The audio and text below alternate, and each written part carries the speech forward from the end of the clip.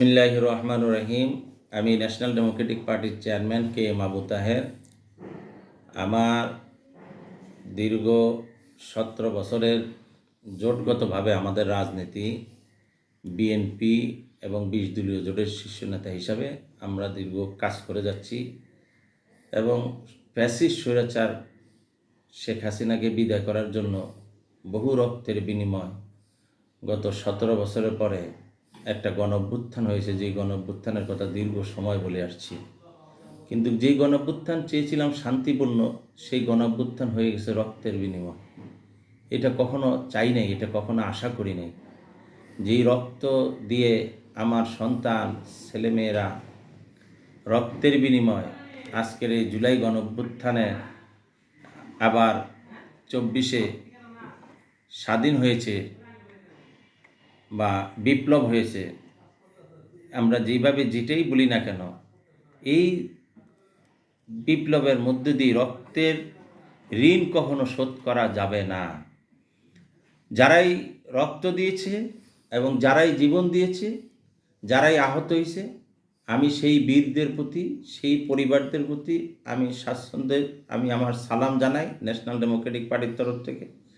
এবং যারা রক্ত দিয়ে যেই সমস্ত পরিবার আজকে শোকাহত, তাদের পাশে আমরা সমবেদনা জানাই এবং তাদেরকে ধৈর্য ধারণ করে আগামী দিনগুলো যেন আমরা এগিয়ে যেতে পারি, এই আমি কামনা করি।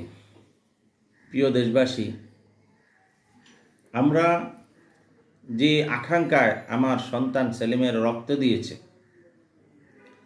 আমরা কি বিগত 6 মাসে সেটা কি আজও পূরণ করতে পেরেছি?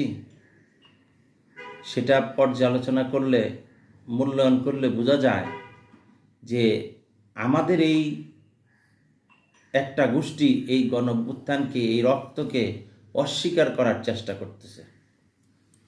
আমরা মনে করি যে জুলাই গণঅভ্যুত্থান একটা ফ্যাসিজমের বিদায়, একটা আধিপত্যবাদের বিদায়, একটা স্বৈরতন্ত্রের বিদায়।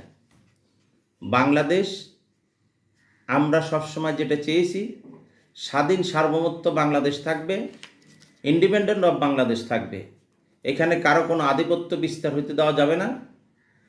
আমার দেশের মানুষ স্বাধীনভাবে মুক্ত আকাশে হাসবে, খেলবে, ঘুরবে, ফিরবে, ব্যবসা বাণিজ্য সব কিছু করবে। আইন শৃঙ্খলা সবসময় নিয়ন্ত্রণে থাকবে। দেশে একটা শান্তিপূর্ণ বিরাজমান পরিস্থিতি থাকবে।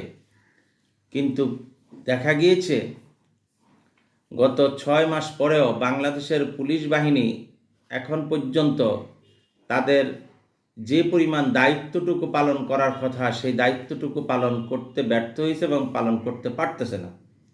যেখানে যেই যোগ্যতা সম্পন্ন লোক বসানো দরকার, সেখানে সেই যোগ্যতা সম্পন্ন লোক বসাইতে ব্যর্থ হয়েছে।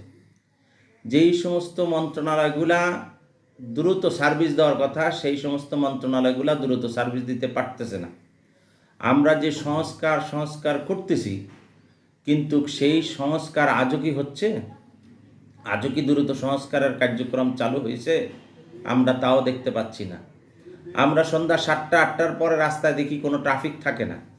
আর প্রতিটা রাস্তায় ভিআইপি রোডগুলো থেকে শুরু করে প্রত্যেকটা রোডে ব্যাটারি চালিত গাড়ি, সিএনজি চালিত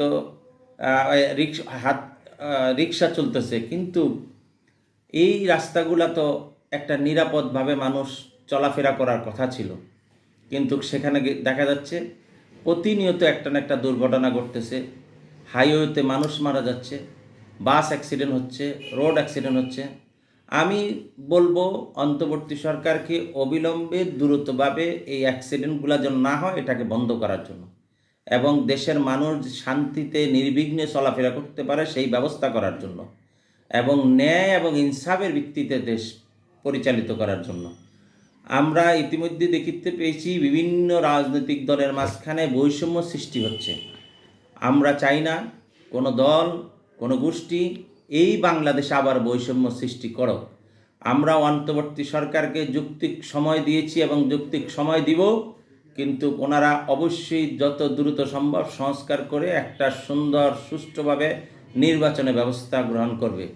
যেই নির্বাচনে কোনো মানুষ হত্যা হবে না, কোনো হানাহানি থাকবে না, পাশাপাশি সবাই থাকবে এবং কোনো কথা বলবে না, কেউ কারো কোনো ক্ষতি করবে না, মানুষ হত্যা করবে না, ক্ষমতার লোভে ক্ষমতার দাপটে কোনো মানুষ যেন কোনো মানুষকে হত্যা করতে না যায়, এটা আমার দেশবাসীর কাছে আমার বিশেষ অনুরোধ। আরেকটা জিনিস আমরা পরিষ্কারভাবে দেখতে পেয়েছি, এই দেশের মধ্যে একটা গোষ্ঠী ভারত বিদ্বেষী, আরেকটা গোষ্ঠী পাকিস্তান বিদ্বেষী, একটা পাকিস্তানের পক্ষে আরেকটা ভারতের পক্ষে। আমরা মনে করি আমাদের পররাষ্ট্রনীতি হবে আমার দেশের স্বার্থের বাইরে কোনো পররাষ্ট্রনীতি থাকবে না। ভারত আমাদের প্রতিবেশী রাষ্ট্র, আমরা ভারতকে আমাদের দেশের ভিতরে কোনো আধিপত্য বিস্তার করতে দিব না। তাদের সাথে প্রতিবেশী হিসাবে যে সুসম্পর্ক থাকা দরকার সেই সুসম্পর্ক থাকবে। তাদের সাথে আমাদের ব্যবসা বাণিজ্য যেহেতু আছে থাকবে, তাদের সাথে একটা কালচারগত সম্পর্ক আছে সেটা থাকবে। ঠিক তদ্রূপ পাকিস্তানের সাথেও আমাদের একটা আত্মার সাথে সম্পর্ক আছে, বা আমাদের তাদের সাথে একটা পররাষ্ট্রনীতি যেই সম্পর্ক থাকার কথা সেই সম্পর্ক থাকবে। আমরা কারো কোনো আধিপত্য বিস্তার হোক এখানে, এটা আমরা দেখতে চাই না। আমরা দেখতে চাই আমাদের পররাষ্ট্রনীতি যেভাবে থাকা দরকার, কারোর সাথে কোনো বৈরিতা না, সকলের সাথে আমাদের সুসম্পর্ক থাকবে। চায়না তো আমাদের সুসম্পর্ক থাকবে, পাকিস্তানও থাকবে, মিডল ইস্টও থাকবে, সকলের সাথে আমাদের সমান সুসম্পর্ক থাকবে। কিন্তু আমাদের কাউকে আমাদের দেশের ব্যাপারে ইন্টারফেয়ার করতে দেওয়া যাবে না। আমরা গত 17 বছর যেই কারণে আন্দোলনটা করেছি, মানুষের ভোটের অধিকার, ন্যায় বিচার প্রতিষ্ঠা, আমরা সেই জিনিসটা এখন পর্যন্ত পাই নাই। গত পরশু আপনি দেখবেন যুবদলের এক নেতাকে আর্মির অফিসার পিটাইয়া তাকে মেরেই ফেলছে, এবং সেটা অলরেডি বিভিন্ন মিডিয়াতে ভাইরাল হয়েছে। আমরা সবসময় বলে আসছি, আমরা মানুষের ভোটের অধিকারের মাধ্যমে, ভোটের মাধ্যমে জনগণের ক্ষমতা জনগণের কাছে হস্তান্তর করতে চাই, এবং জনগণে যে মতামত দিবে, জনগণের নেতা জনগণ নির্বাচিত করবে, জনগণের সরকার জনগণ নির্বাচিত করবে।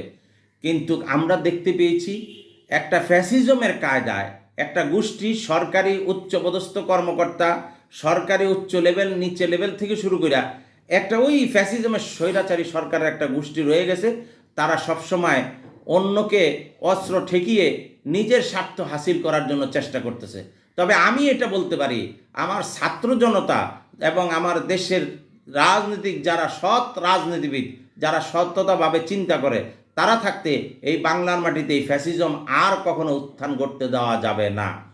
আর নির্বাচন, মানুষের ভিতরে একটা হতাশা এসে পড়েছে, কারণ মানুষ দেখতেছে নির্বাচন, মনে করছে যে একটা গণঅভ্যুত্থানের পরে একটা সংস্কার হবে, ডক্টর ইউনূস সাহেব সংস্কার করে যত দ্রুত সম্ভব ইলেকশন দিয়ে দিবে।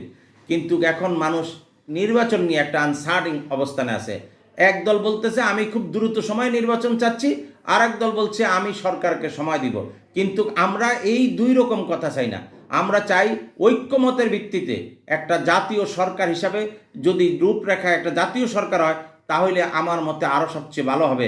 কারণ সকলের মতামতের ভিত্তিতে সকল দলের থেকে মিলে একটা জাতীয় সরকার হলে, সেই সরকারের আন্ডারে ইলেকশন হইলে সেখান থেকে যদি আপনার হইলো যে কোনো দল তখন ওইখানে কারো উপরে কোনো দোষ দিতে পারবে না যে অমুকে আওয়ামী লীগের সাপোর্ট ছিল, অমুকে বিএনপি সাপোর্ট ছিল, অমুকে জাতীয় পার্টি সাপোর্ট ছিল, এই কথাটাই বলতে পারবে না। কেন বলতে পারবে না? যে সকল দলই তো জাতীয় সরকার ছিল, জাতীয় সরকারের আন্ডারে ইলেকশন হয়েছে। অতএব এখানে কেউ কারো তর্ক বিতর্কতে যেতে পারবে না। পরবর্তী সরকারটা হবে জনগণের আকাঙ্ক্ষার সরকার, পরবর্তী সরকার হবে গণতান্ত্রিক সরকার, পরবর্তী সরকার হবে ন্যায় এবং ইনসাফের সরকার, পরবর্তী সরকার হবে চাঁদাবাজ মুক্ত সরকার, পরবর্তী সরকারটা হবে সন্ত্রাসমুক্ত মাদকমুক্ত একটা সার্বভৌম বাংলাদেশ প্রতিষ্ঠিত হবে, আমার দৃঢ় বিশ্বাস।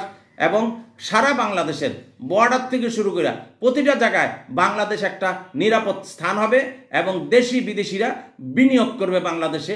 বাংলাদেশ শক্তিশালী একটা রাষ্ট্র হিসাবে সারা পৃথিবীর মাঝে মাথা উঁচু করে দাঁড়াইতে পারবে ইনশাল্লাহ। শেখ হাসিনা তো ভোট কাকে বলে এটা গত 15 বছর ভুলেই গেছে জনগণ। কিন্তু মানুষ এই গণঅভ্যুত্থানের পরে মনে করছিল একটা ভোটের প্রতি মানুষের একটা আশা জেগে উঠছে। কিন্তু এখন যদি আমরা এই সরকারকে দীর্ঘ সময় যদি থাকতে দেই, তাহলে কিন্তু মানুষের সেই ভোটের আকাঙ্ক্ষা, ভোটের যে মানুষের যে ভোটের অধিকারটা, এটা কিন্তু মানুষ আস্তে আস্তে ভুলে যাবে। আমরা চাই না এই ভোটের আস্থা এবং মানুষের যে ভোটের যে আশা, মানুষ যে তাদের যে দেশের মালিকানাটা, তারা যে দেশের মালিক, এটা বুঝে নিতে দেরি করো বা এটা তাদের প্রয়োগ করার জন্য দেরি হোক, এটা জনগণ চাচ্ছে না। জনগণের ভিতরে এই কারণে হতাশাও চলে এসেছে।